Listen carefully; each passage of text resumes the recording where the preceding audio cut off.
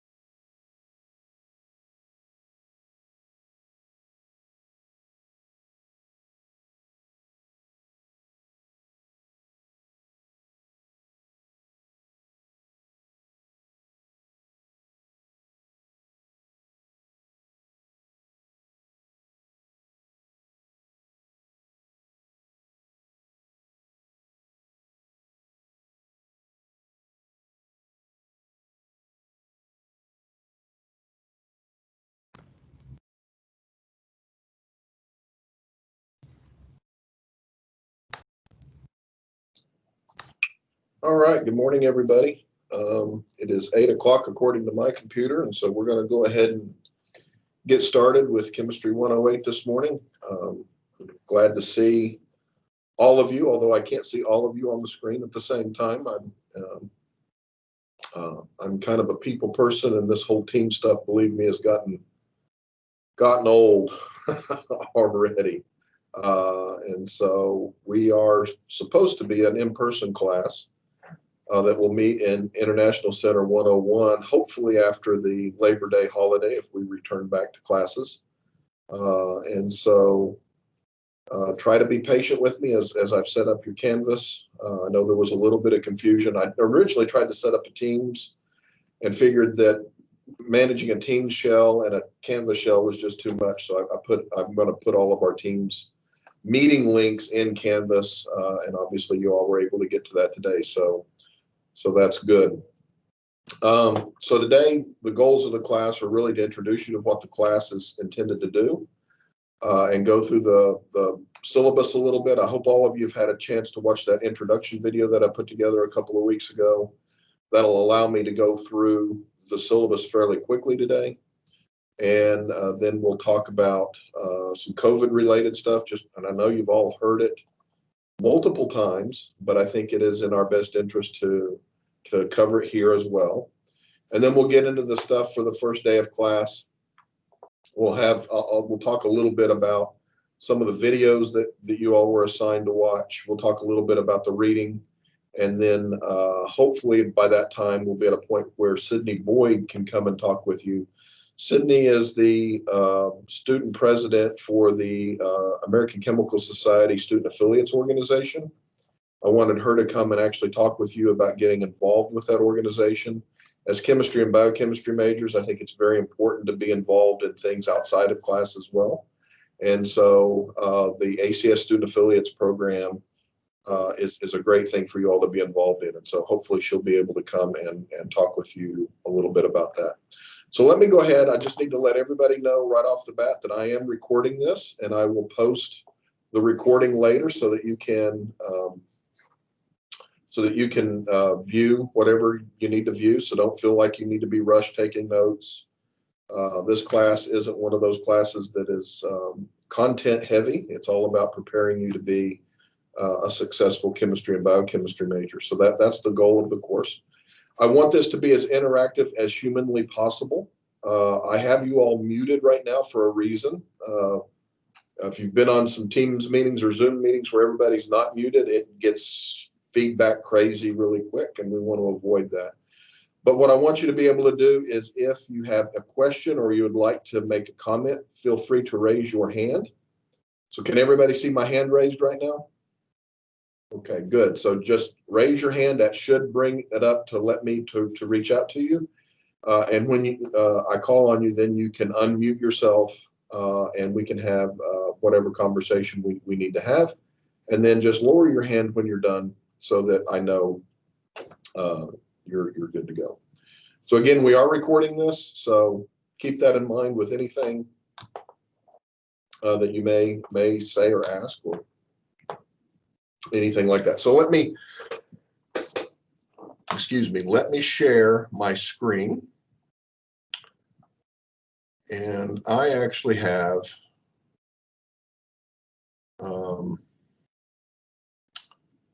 three monitors in my office, so I always have to hunt through which screen I want to show. Let's see. All right, so can everybody see that screen in the Canvas shell? All right, good. I'm seeing some heads bob up and down. That's good. I appreciate the feedback. So when you log into Canvas, I think you all probably logged into Canvas before, you're going to see a variety of modules when you go to the home page. Okay. It is very, very important that you check your Canvas shell for this course regularly. I will have, so our classes are on Wednesday. By Monday night at 5 p.m., I will have everything in the module for the upcoming class that I'm going to hold you responsible for, okay? So for sure, you need to at least look at the module on Mondays after 5 p.m. and make sure that you're doing all of the stuff that is within that module for that day. Okay, so the link will be there to the meeting, and any assignments, readings, videos, whatever the case may be, will be there. So, of course, the first thing that we want to do is cover the syllabus, and I hope you all had an opportunity to go in and watch the introduction video that I put together a few weeks ago. That was put together so that you all would have kind of an idea of what to expect coming into Chemistry 108 well in advance of our first day of class. So let's talk a little bit about the syllabus today. I want to go over a few things, and so that's going to open up here, I hope. Let's see. There, it's coming.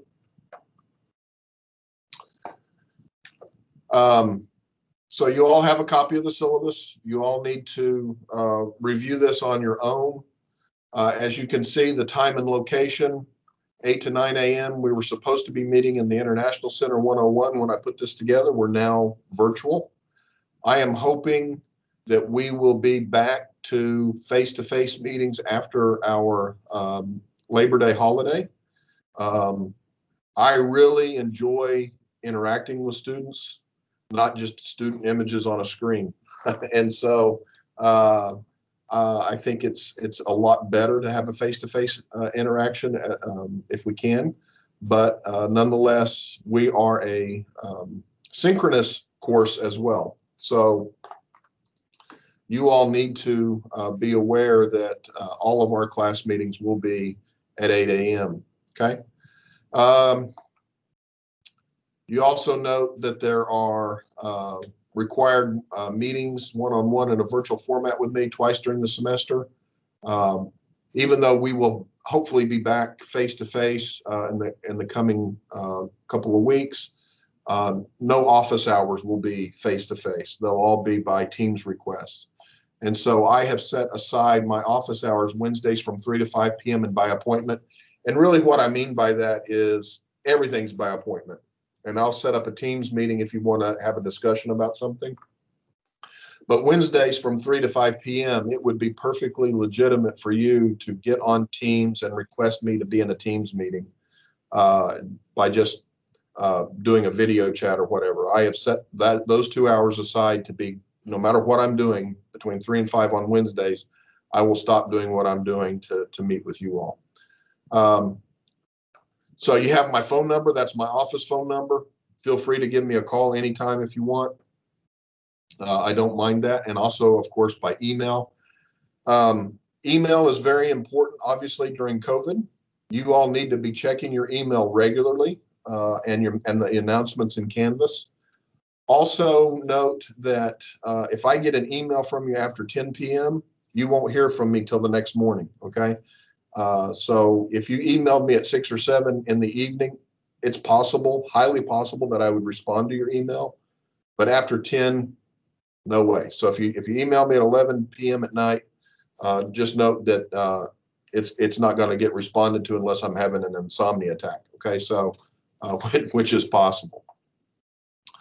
Required text, there's no required text for this course. You have to buy no materials. So that's a good thing. As you all know, textbooks can be quite expensive.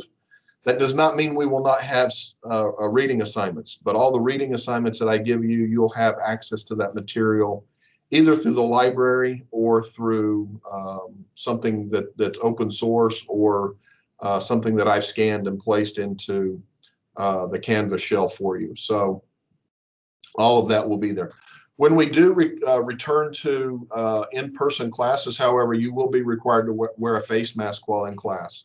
And I'll be wearing a face shield up at the front. So no mask, no entry is going to be the policy. So make sure you have a face mask. I will try to bring a few disposable masks with me because I understand you might be on your way to class, rain pours down, you're soaking wet, and your mask is just drenched. You know, whatever the case may be, I'll try to have a few there so that you don't get, so that you can continue to be in class, okay? The course description, of course, this is straight from the bulletin, and it's an introduction to higher education for you as chemistry and biochemistry students. We're going to talk throughout the semester on how to use a variety of university resources. You're going to develop a resume. We're going to develop some career strategies. I would wager right now, let's just take a quick show of hands. So raise your hand. How many of you are pre-med? Okay, I'm seeing quite a few of you as pre-med. How many of you want to go on and be, you know, a chemist, an actual chemist that does chemistry work? You see some hands. Okay, I'm seeing some of that. There are also other career strategies for each and every one of you that you may not even be aware of that you can do with a chemistry degree. And so one of the things that I want this class to do for you is to give you an idea of what other alternative career paths may be out there for you. The fact of the matter is that many people have the intention to go to medical school or to go to graduate school, whatever the case may be, and life will change for you over these next 4 years. What you think you're ready to do or want to do today may change tomorrow. And so one of the things that I want you to do when you leave this class is have a clear understanding that a degree in chemistry or biochemistry can lead you to many career paths. So not all chemists and biochemists wear a white coat and sit at a bench all day. Not all chemists and biochemists go off and do medical school, but there are many other career options that for you once you have completed a degree in chemistry. So we'll talk about that. And so that was one of the reasons why we put this course together. This is the second year that we've offered it and required it in the degree plan. And I really want you to learn why the major is constructed as it is. By the time you leave, you will understand why we have the courses that we have in this particular major. You will understand why things are organized the way that they are organized. And that's very, very important, because I think as students, my experience with students over the last 20 years or so has been that you all see your degree plan as a series of blocks, but not necessarily see how all of those blocks are pieced together. Macy, I see you have your hand raised. Would you have a question? Please unmute yourself. No, sorry, I don't know why it's raised. Oh, okay, that's fine. If you'll just click on the hand again, it'll lower it. Okay, thank you. There you go. No, you're fine. So that's very, very important. You all are going to leave this class with a personalized semester by semester guide that you'll take to your first advising session this semester when you get ready to sign up for classes for the spring. And you will understand better how the courses are actually put together and why you need to take them when you need to take them. So that's going to be one of the objectives of this course. So you all can read the course objectives. The products that you're going to leave with, you're going to leave with a professional resume or curriculum vitae. You're going to have that individualized semester by semester guide. You're going to have some personal learning strategies. We all learn differently. And you're going to have a professional web presence. Grading for this class is heavily bent towards just getting the work done. Okay, again, this isn't a chemistry class as you typically think about it, where there are right answers to a particular problem. This is about building you as a professional student, if you will, and preparing you for your career over the next 4 years. So it's very attendance heavy. There will be 260 points totally devoted to attendance. Notice that's 13 meetings at 20 points. You might be saying, well, we're on the schedule for 14 meetings. That's exactly right. I allow you one unexcused absence without penalty towards your grade. You'll be writing some notebook reflections. Those I put it in quotes because last year we actually used real notebooks. But with COVID, I don't want to touch a bunch of notebooks. So we're going to do this in Canvas, and you'll have notebook reflections where I will give you a prompt and you have to do some of that. You'll have a CV resume assignment. You're going to have to be involved in some virtual activities for which I'll give you 100 points for. We'll talk more about that as time comes. Your semester by semester assignment, 100 points. Your study tips assignment, which is due today, right, is 25 points. And then you'll have a learning strategies assignment where you're going to actually figure out what type and style of learning works best for you. And we're going to probe into that a little bit, and that's going to be worth 50 points. Okay. The grading scale for this class is the traditional grading scale, A, B, C, D, F. What I will tell you from last year is that each and every one of you should get an A in this class. The people that did not get an A in this class did not get an A because they didn't finish the work and the assignments. Do the work, do the assignments, take the feedback seriously, and you should do just fine. Special health protocol for fall of 2020. When we get back to face-to-face, I want each and every one of you to do a self-assessment of your health every morning before you leave your dorm room or wherever the case may be before you come to class. You know, and if you have a cough, a fever of 100.4, shortness of breath, or sudden loss of taste or smell, you don't need to be coming to class. You need to be sending me an email, and we'll work with you. Again, I'm going to record each and every lecture, even when we're in a face-to-face format. And so we'll be able to do that kind of stuff with you. Class behavior, you all know about this. I'm not going to go through that too much. Attendance, again, is required. There's the information on the virtual activities participation. I will give you a list of activities that I know that are coming up as part of this assignment, but we will, I will look at a variety of other things as well. So if you have a virtual activity that's on campus that you'd like to participate in and count towards this assignment, just let me know what it is, and I can tell you whether or not it will meet our requirements. Academic integrity and plagiarism, you all can read that. There is no reason for you all to plagiarize in this class. All of the work really needs to be your own. And then, of course, disability accommodations through the Office of Disability Accommodations is there as well. Okay. So we have the dates of our class, and these are the module names. And not all of the modules in Canvas are available yet, and so we won't talk too much about that at this point. But you can see today, first day of class, you're going to meet with Sydney Boyd here in a few minutes as she talks to you about what it's like to be a member of the ACS student affiliates. And then by Monday of next week, I'll have everything for the August 26th module. So you need to make sure you look in that module at that point. Are there any questions about the syllabus? I know I went through that quick, but I covered that also in the introduction video. Any hands? All right, seeing none, let's move on to the next bit here.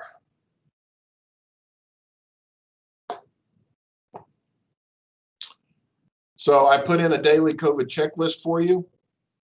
Print that out, keep it.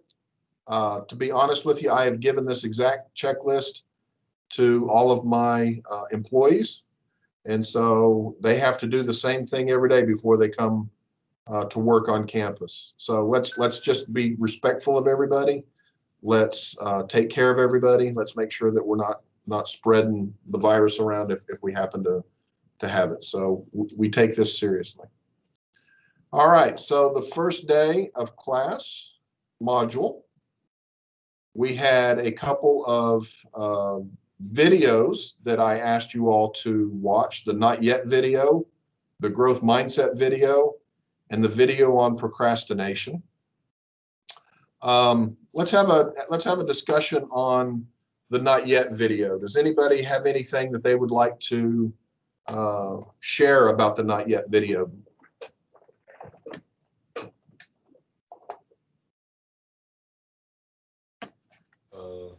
Damien?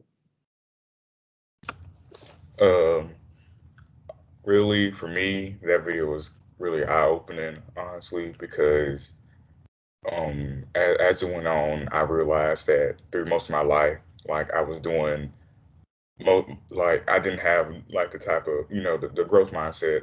I was always stuck in that same little hole that everything is standard and I can't improve at all. And watching it and thinking about just saying how yet could apply to like my daily activities and whatever I do. And it really showed me like how much I could grow from where I am now, even just using that right now. Because when I watched it, I've been using that throughout since I've gotten here, and it's helped me a lot and helped me grow in such a short amount of time and understanding different aspects of me and my daily life, really. Okay, well, thank you. Any other comments? Mac? This video actually reminds me of one of the books that we're reading in my honors colloquium class called Limitless Mind, and just how people usually like to say, oh, I'm not a math person, I'm not a chemistry person, kind of use that as an excuse, which that's kind of like a fixed mindset person. So they just kind of use that as an excuse to not learn and not want to, basically like not want to grow. Like it's actually, it definitely reminds me a lot of that book. Well, good. So y'all are, you got a couple of reading assignments in, or common reads, I guess is what we're calling them, right, in the honors colloquium. And so that's good. I'm glad these things are are kind of coming together. If you haven't noticed yet by what I had you go out and view, I'm a big proponent of the growth mindset model. I'm a big fan of Carolyn Dweck.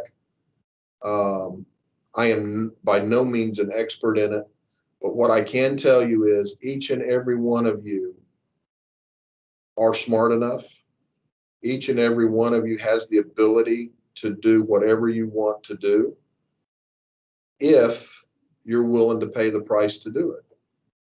Okay, that doesn't mean that student A is going to be able to achieve that same goal as student B in the same amount of time. We all start at different levels. But higher education is about moving our level. It's not about where you start, it's about how much you grow. Okay, and so everything that I have switched to in higher education, I used to be one of the professors who would, I come in, I lecture, I give an exam, I grade it, and I post a grade. I have completely changed my philosophy on higher education since I became aware of Carolyn Dweck's work. It really is about how much can you grow. You need to look at times when you may not do as well as you thought you should on an exam as an opportunity to learn. If you're the kind of student that gets a paper back and you didn't do as well as you thought you should, and you're the one that wads it up and tries to throw it away, you need to step back from that kind of mindset and think about it and look at that as a learning opportunity.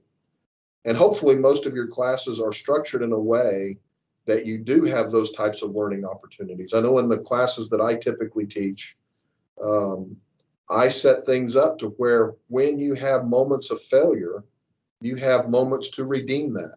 I want you to learn from that. I'm a professional chemist. I'm an associate provost. I've got a lot of things on my plate. I fail all the time. For those of you that end up in this profession as a professional chemist or even a doctor, you're going to fail a lot. You're going to miss a lot of things.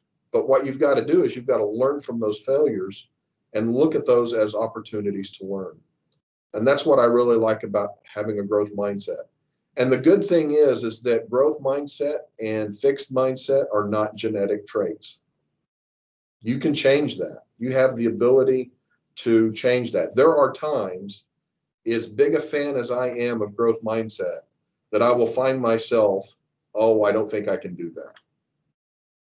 Right now I've been getting into woodworking projects. 2 years ago, I would have said, I probably can't do that. You know what? It's amazing. Bought a few tools, started doing some things. I'm able to do some things. I've learned from my mistakes. I've had to throw a lot of wood away and start over. And that's okay. It was a learning opportunity for me. I learned how to do things better. So I think that's very, very important that you all keep in mind that if you get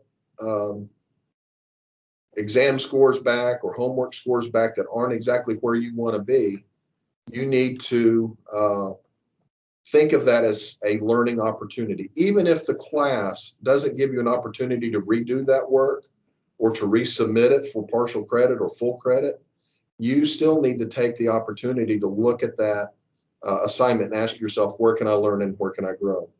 And the reason that that's so important in this particular major is our major is very prerequisite heavy. You have to have chemistry 106 before you have 107. You have to have 107 before you go into organic. It's because this major builds on previous knowledge. And so if you get to a point where you miss some of that previous knowledge, it's going to be harder as you move forward. Not impossible, but harder. So you want to look at every opportunity that you have as an opportunity for learning. So don't get discouraged by failures. Look at them as opportunities to grow, learn, and expand. From my own career, we submit proposals and grants to try to get money for research. I fail at 90% of those, probably better than 90%. Don't get funded. And I look at that and I resubmit and I try to get it funded again. We are kind of in the business of failure in a lot of respects as professors of chemistry and biochemistry. But you have to look at those as opportunities to learn, to take the feedback, and to resubmit a more successful paper or grant or whatever the case may be. I also had you watch the short video on growth mindset. I know it's a little cheesy about the tortoise and the hare, but I think it's pretty funny to watch, but it's also very true, right? And I think there are some of us in this class who, for whatever reason, our high school that we went to better prepared us for a major in chemistry than some other high schools may have. But having said that, that just means that you're starting at a little different level. You can catch up, you can move ahead, you can do all kinds of things, just depending on how you want to approach your study and how much time you end up putting into your major. So, I think the growth mindset is actually a very, very powerful concept. And the thing that I really like about it is I have seen students that have come in with a very fixed mindset and changed to a growth mindset, at least somewhat, and actually improve their overall performance in their major. It's just amazing how we think about things can really have a great outcome. The last video that I had you watch was on procrastination. Does anybody have any takeaways from the procrastination video that they'd like to share?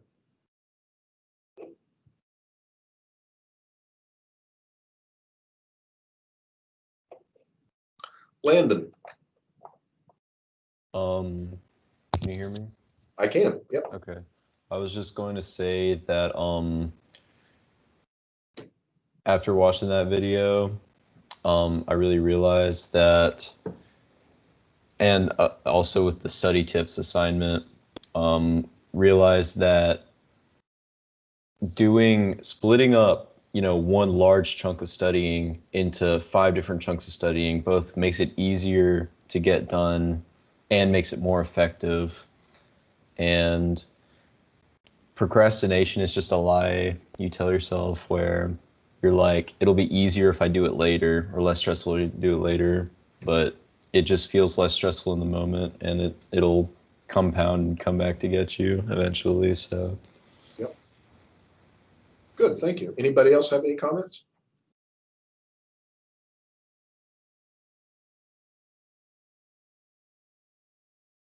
Somebody give me an example of what might encourage you to procrastinate.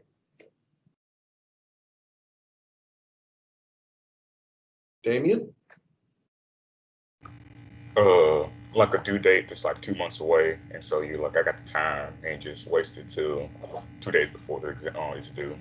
Yep. No matter what date I give you all as a due date, 99% of us will wait until the day before or even the day of to do the assignment. It's hardwired into us, right? In a way. Aiden? Anxiety. Anxiety? Okay. So how does anxiety lead to procrastination? Somewhat of a perfectionist mindset. Okay. So would a perfectionist mindset be more on the fixed mindset side or more on the growth mindset side? Probably fixed. I would say so. I mean, I'm certain, like I said, I'm certainly not an expert in all of this, but I would think so. I think if we tell ourselves that we won't do anything unless we can do it perfectly, I think we're setting ourselves up for an excuse not to try. And I have often said, I'm glad you brought up perfection. I have often said that perfection is the enemy of progress. And as academics, that is a difficult pill for us to swallow. We are always trying to do better. We're always trying. But what you have to understand is that perfection is an ideal that we strive for. It's kind of like in math, it's an asymptote. It's something that you approach but never quite get to. But if perfection gets in the way of you taking that first step, that's a mistake. And I think you have to take that first step. I think you have to take a step that puts you in a position that is better than where you were. And I think even if you don't achieve perfection, then you're still in a better place. Landon, you have a comment? I was just gonna say, I don't remember if this was in one of your writings, but I really like the quote of "the price of perfection is infinite." I don't think that's in any of mine, but no, that's a good statement.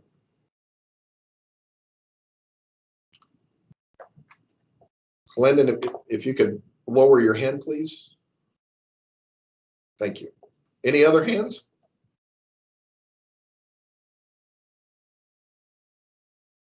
What I really liked in the video about procrastination was when it was said that there is really no such thing as procrastination. There are just things that aren't important to us. And I really like the example of, if I told you to meet me at 5 a.m. and I was going to give you $3 million, what time would you show up? And the person said, I'd be there, at 4:59 a.m. But if I told you to meet me at 5 a.m. to meet for this class, how many people would show up at 4:59 a.m.? Probably not many, right? It's a question of importance.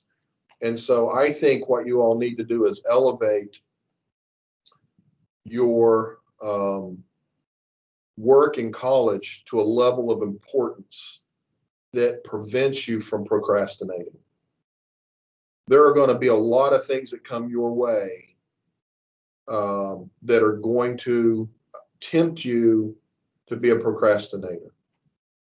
Maybe not as much this semester given the COVID semi-lockdown that we're in, but in years past, one of the things that gets students is, they've got their due dates for their assignments. It's a couple days away, and all of a sudden a group of friends come in and they say, hey, let's go do X. Well, all of a sudden X takes priority over this other, right? And you do that, and so time has been removed, and then before you know it, you're right at the due date and you're trying to cram at the last minute. And I can guarantee you that cramming before the exam does not work to achieve the things that you really need to achieve. You need to think about your success in this college major as the first step to your long-term career goals. For those of you who want to go to medical school, you need to get a bachelor's degree. You need to have good grades in science. You may not want to practice and play with test tubes at a lab bench your whole life. You may want to be a practicing physician, but you've chosen this as a path to get to that. So this major should take the importance of what your final career goals are. Okay. And so if that's really, really important to you, you have to be willing to put the time and effort into it. I had a student who did research in my lab last year who had the goal of becoming a physician, and she did get into medical school. So I was very proud of her, but it wasn't an easy path for her. And about a year or so ago, when we were talking about it, she said, I can't imagine any other thing for me other than med school. And I said, then why are you not choosing to do the things that you need to do to get into med school? At that point, she was not putting in the time to the study to do as well as she could do on her exams. She was procrastinating. And as soon as that light turned on, that this is a step to my ultimate goal, and I really do want that, her entire attitude changed about it. And she was able to then buckle down, really go through her material well, and get the score that she needed on that MCAT exam to get accepted into medical school. So if you find yourself saying, well, once I get past this, I'll focus more, I'll be more diligent when I get into medical school or graduate school or my job, that probably isn't really going to work out very well for you. I mean, I'll just be honest with you about it. You have to put the effort in now. Now, one of the things that I do, because I am like everybody else, I find myself procrastinating on a variety of things that have later due dates. And so does anybody have any strategies that they can think of that can be used to minimize procrastination? Hannah, I saw your hand come up first. Can you hear me? I can hear you. One thing that I've learned that it's always helped me, the first couple of years in college is to tell myself the due date is like a different date than what it actually is. I'll always tell myself it's like a day or two ahead, just because that'll help me get it done quicker. And also if I need to go back and fix something, it allows for that too. Okay, well, that's a good idea. So give yourself your own internal deadline for getting things ready to go. Zacharias, did I pronounce that correct? You can just say Zach. Okay, Zach. But for me, I make a to-do list, and that usually helps me. Or like when I see that somebody posts something, I look at it right then, so like I know exactly what I need to do, and like make a note and do it later. Yep. Okay, very good. Mac? I think another good way to minimize procrastination is always be working on stuff each day. Like always just think about like what stuff can I be doing, and then you won't be caught off guard later.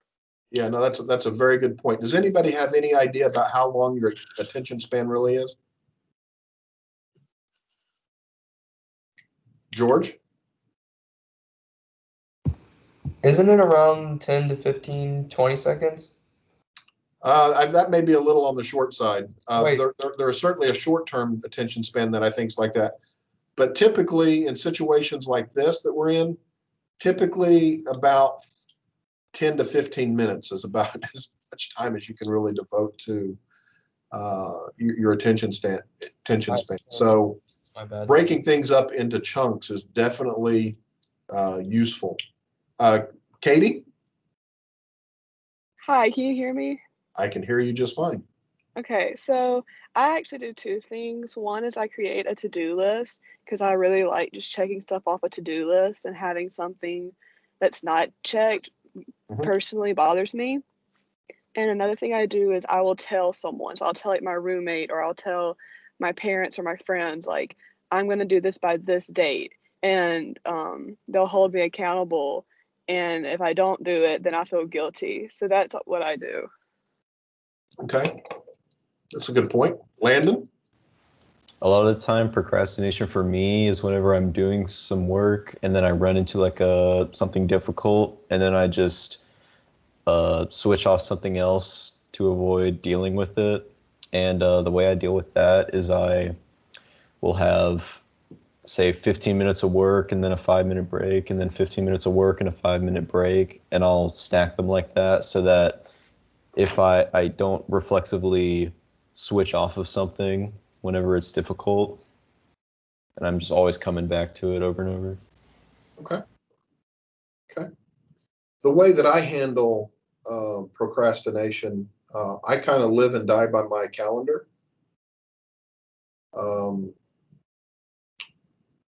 There's some good points and some bad points to that, but to me, if it's important, I put it on my calendar. I value my time, and so I allot time for everything on my calendar. So even if you were able to go in and see my calendar, you would have seen yesterday that I actually devoted time to go back and reread something out of the Checklist Manifesto to refresh my memory, because it was important that I be prepared for that this morning when we get to talk about it. So that's a good segue. We've only got about 5 or 6 minutes before Sydney's supposed to show up. I want to talk a little bit about the Checklist Manifesto introduction. This is a great book.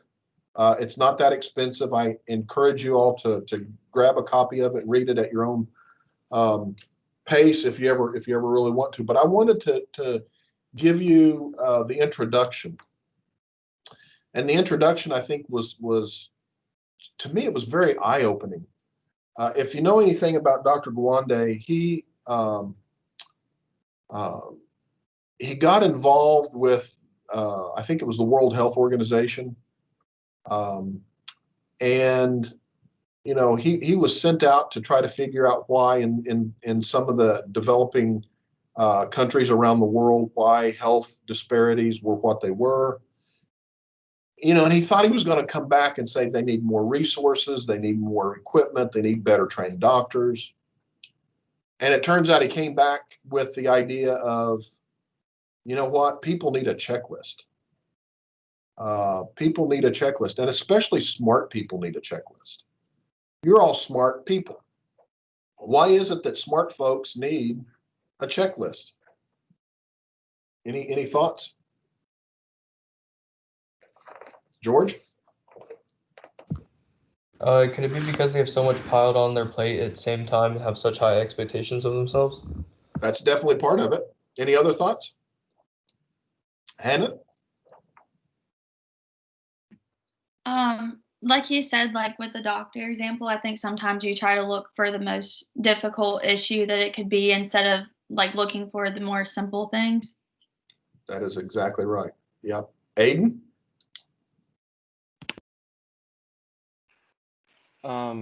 The intro you sent us kind of directly said that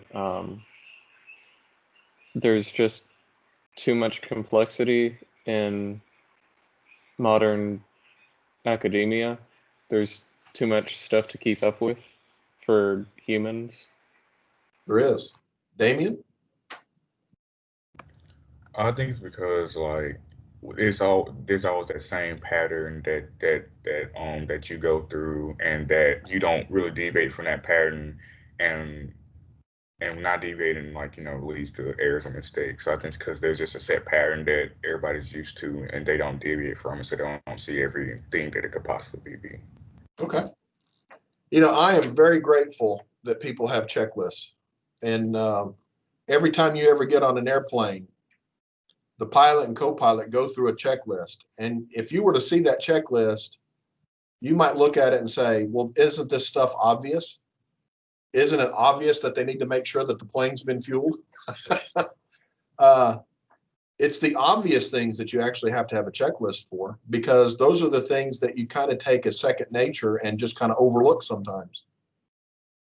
You know, the checklist of if a surgeon is going into surgery, right? And let's say they're going in to amputate a limb, you know, on the checklist, it will say something along the lines of, verify that this is the correct arm or leg, you know, because it's very easy to get that mixed up, especially if it says on the page, right, amputate the left arm. Well, is that the left arm of the patient, or is it as I'm looking at it from the left, right? You want to make sure you're looking at the exact right one. So the Checklist Manifesto, I think is a very good read. It has definitely influenced how I think about business processes from my point of view. Years ago, we had a business process here at the university where people were always turning in all of their stuff to the provost office incorrectly. And it's not because these people aren't smart. They're smart people. They've all got PhDs. Why are they turning it in incorrectly? Because they're thinking about the big picture and not thinking about the details, right? So we put together a checklist. Do you know what happened to our business process? It became more efficient. People had it completed correctly. So we were able to actually spend time evaluating what people were proposing to do, as opposed to just being, you know, the naysayers of, well, you didn't complete this out correctly, so we can't even evaluate it. Things got better. And things get better with checklists. So I think many of you mentioned one way to avoid procrastination is to use to-do lists. A to-do list is nothing more than a checklist, right?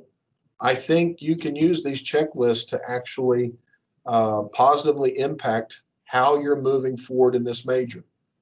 You need to have on your electronic calendar with reminders set that you have a class at 8 a.m., you know, every Wednesday morning. You need to schedule your study time, right? If you've got a chemistry class that you need to study for, a math class, whatever the case may be, schedule your study time, because if you put it on your schedule, it becomes important. And I think people don't put enough of their study time on their schedule. Schedule it. Also, though, you need to schedule time for yourself. You need to have a little bit of downtime. You've got to maintain your mental health, right? You can't just be studying from 8 a.m. to midnight every night. Give yourself a little bit of time. It's okay to take a break, but schedule it. If you have a schedule that is completely blank, that means you valued nothing, okay? And so procrastination will sink in, and it will be very difficult for you to make progress. I always tell students, in my chemistry classes, I usually teach the organic chemistry classes in the past. I always tell them this is just organic chemistry. There are only a handful of rules that you need to know to be able to do organic chemistry. But if you don't practice, if you don't study, if you don't apply it, it becomes difficult, because it's like a foreign language, right? If you don't, I mean, I studied Spanish for 2 years in high school and 3 semesters in college. And in 20 years, I haven't used it. I can't speak a word. But I learned a bunch of stuff, and I ended up forgetting it because I don't use it. I never prioritized actually using my foreign language education. So you got to be able to apply your chemistry. You've got to be able to practice it. You've got to be able to study it. And that's going to require you to avoid procrastination and develop a growth mindset. Realize that when you do have moments of failure, those are learning opportunities. They are not points for you to consider exiting.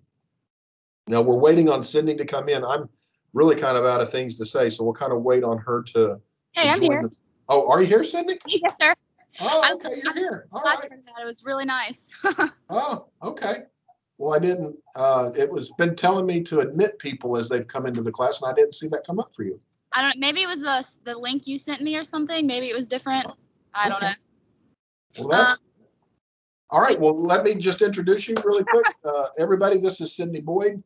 She is one of our biochemistry majors. I believe biochemistry emphasis. Yes, sir. And she's also the president of the ACS Student Affiliates this year. Yes, sir. President. And this is an organization that I want to encourage each and every one of you to join and be an active member of. So Sydney, take it from there and tell them about the ACS Student Affiliates in the age of COVID. All right. Well, first of all, sorry I'm outside. I actually have lab at 9:30. So if you can't hear me, just like stop me and let me know. But so yeah, I'm president of our chapter of ACS this year, and ACS is the American Chemical Society. It's actually a national chapter that a lot of people, like, you'll meet a lot of, if you know people that go to conferences, or if you like meet professors, or maybe your friends when you guys start getting into research and all of that, you'll hear about like conferences and all of that. A lot of times that is like ACS. And then also, this is the freshman class, right? Right. So you guys will be taking, are they taking ACS exams this year? Sorry. I don't think so. Okay. Well, eventually, when everything goes back to normal, you guys will be taking something called the ACS exam. And those are just those are tests that you take after completion of chemistry courses, certain chemistry courses that kind of like test your knowledge on the subject. It's one of those, it's like pretty much the only nationally scored exam that you're going to take in college for the most part. But anyways, previously in ACS, we've always had a big hand in study groups. So for a lot of the freshman and sophomore chemistry classes, like general chemistry or organic chemistry, we would put on these like study sessions before one of the big exams. That's probably one of the biggest events we've done in the past. Something that we're looking to kind of adapt it to this year is actually, instead of doing, since obviously a lot of us have a bigger workload than usual, we're going to try to do study groups for every single chemistry course. So how that would work is we would be able to, like, every single chemistry course, even the upper level ones, but especially for you guys, Gen Chem and all of that, we would be organizing study groups where you guys could all kind of like have a kind of agreed on time and method to meet and study just because like study groups, especially in, classes like chemistry, are super important, because sometimes the information you may miss in a lecture, particularly online lectures, which are kind of hard to stay focused in, you and your friends or your peers can kind of work that out in a study group. And of course, we have like upperclassmen to come in and help if you guys needed anything. So that's one big thing we're looking at doing this year. Another thing, it was interesting. I'm glad I got to hear the last part of what you were saying, Dr. Masterson, because I was actually really interested in catering some of our events for mental health this semester and onward, because like many of us are looking to do something after this, right? So that kind of adds a certain amount of pressure onto our grades and all of that, whether it's graduate school, medical school, pharmacy school, any of that. So like, I mean, you guys might, I'm assuming you guys probably all did well in like high school and all that in your science classes. You may or may not have encountered college stress yet, but I promise it will come up eventually. So we're kind of looking at, creating some events that would cater to that and kind of alleviate some of that stress. Maybe where we could like talk it out in like a group session, or even have we're still working it out, but yeah, we're looking at some mental health events and all of that. But yeah, I really do encourage all of you to join. It's really a great resource. It's not only like a great thing to be in and be a part of because it's fun, but it's also a great resource as chemists, because you get like firsthand dialogue with chemists in your class and then classes above you. And that's really helpful. That really helped me whenever I was an underclassman, because I got to speak with people that were in the grad school application process or already taking upper level chemistry courses that I was kind of concerned about.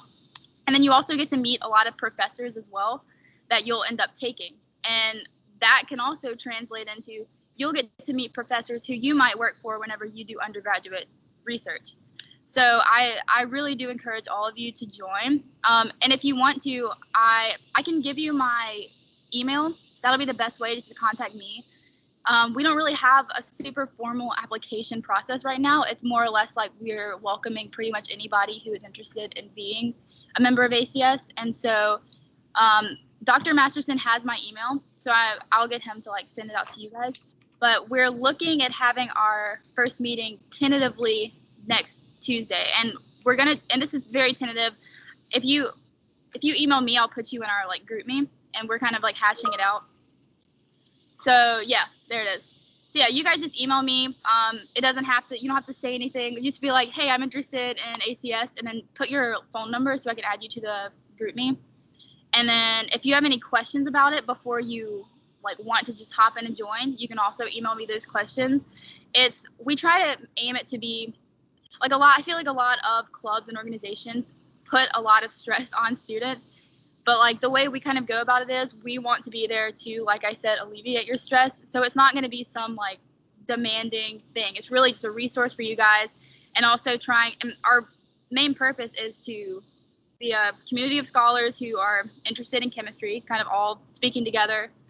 And then and usually whenever we're back normal and we don't have to do everything virtually, we'll try to reach out to the USM community and hopefully in the future to the Hattiesburg community, like high school outreach. But as of now, since we're all kind of cooped up, we're just going to be looking at ways to help us succeed this semester and until everything kind of wraps up. But yeah, I think that's all I have. Well, that's good. Thank you very much, Sydney. And one of the things that I want to mention to the students, when you look in your syllabus, you'll note that I have you down to do virtual participation in events. Attending an ACS meeting this semester can count as one of those. So I highly encourage you to count that as one of your events. So you said next Tuesday, Sydney? I think we're going to do next Tuesday, and we're going to do it later in the afternoon because a lot of people have labs that kind of like until like I don't know what time it is, but we're doing it at 6:30 p.m. But that's because most people are out of lab by then. I hope that's not too late for you guys, but so yeah, we're going to try for next Tuesday at 6:30 p.m. And that's what I think everybody's pretty much agreed on. I'm going to send the message out today and like confirm it. And but if anything were to change, I would let you guys know and all of that. But we're looking at next Tuesday, 6:30 p.m.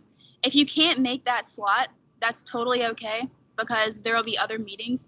I'm just trying to kind of like meet with everyone, the majority as I can, and like check in with what everybody's thinking about the semester. But Okay, I see we have a question from Landon. oh, Landon? yeah, questions. I was gonna ask if there's like a centralized spot where we can keep up with dates and stuff. If there's like some sort of media account we can Oh yeah. look at. So our social media, our Instagram, which I ran the Instagram last year. I haven't posted anything in a while, but it's at usm.acs on Instagram, and you guys can follow it and everything. And you can also DM that account. I'll start using it again. I'm opening up some new leadership positions as well. We're looking at adding a social media chair because last year I was treasurer and I also ran like the social media, and that I was like, this year I'll kind of delegate that out. So if you're good at social media, creating graphics, like for infographic, like kind of how you said, meeting time things, you're good at making graphics that kind of display those and posting them, looking for a social media chair. And we're also going to be adding a like fundraiser chair. We started that last year, but a fundraising chair for like our future events. I see another hand raised. I didn't. Yes, So my honors forum class is on Tuesdays at 6 p.m. and I think next Tuesday I want to say we're just going over the syllabus and all that, but for sure I probably might want to try to make that 6:30 meeting. And in fact, we do have for that class, ironically, we do have to go to I think like at least 4 elective events, and that could count as one of the 4. But yeah, I mean, I don't know how strict they are on you going to that class meeting on that Tuesday, but I'd certainly like to come if I can. Because, again, that can count as one of the 4 electives in that class. So. Right. So I'm actually in honors college. I completed forum last year. I'm a junior, by the way, I forgot. Okay. But I don't think that the honors college would count a club meeting as an elective forum. Usually it has to be like preset guidelines almost. But I completely forgot about honors college forum. My ACS group didn't remind me of that. Okay, so we probably will end up meeting next Tuesday. It's totally okay if you guys can't come to that meeting. Like, it is 100% fine. I'm going to be typing up the notes from the meeting, and I will email them out to anybody who wants them. Just send me an email so I know to email you and all of that. Like, just let me know if you can't come.